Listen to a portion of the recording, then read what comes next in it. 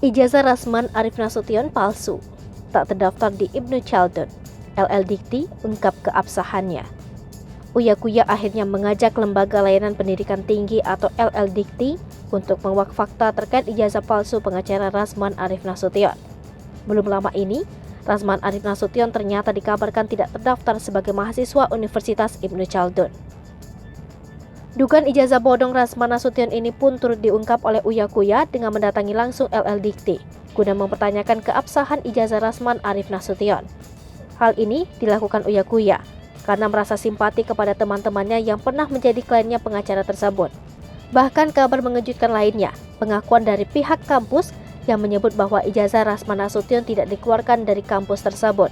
Terbaru, surat verifikasi ijazah yang dikeluarkan oleh Lembaga Layanan Pendidikan Tinggi Wilayah 3 DKI Jakarta menyebut hal yang sama.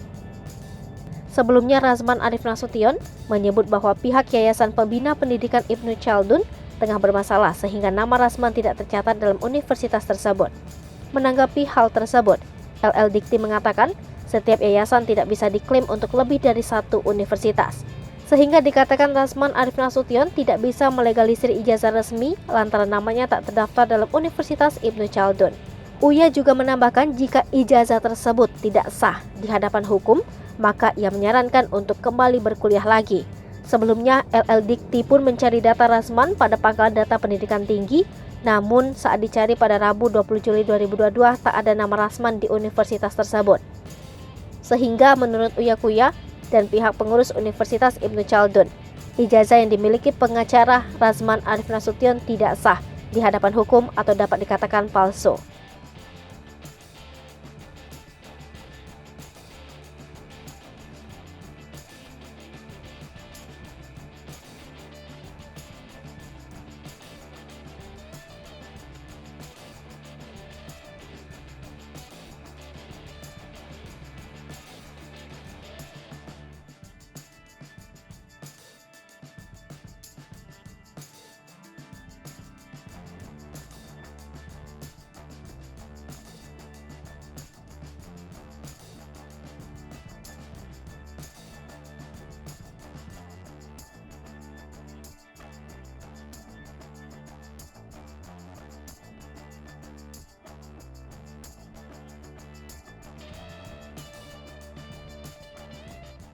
Hai pemirsa Sri Popo TV, jangan lupa komen, like, dan subscribe, serta tonton terus berita-berita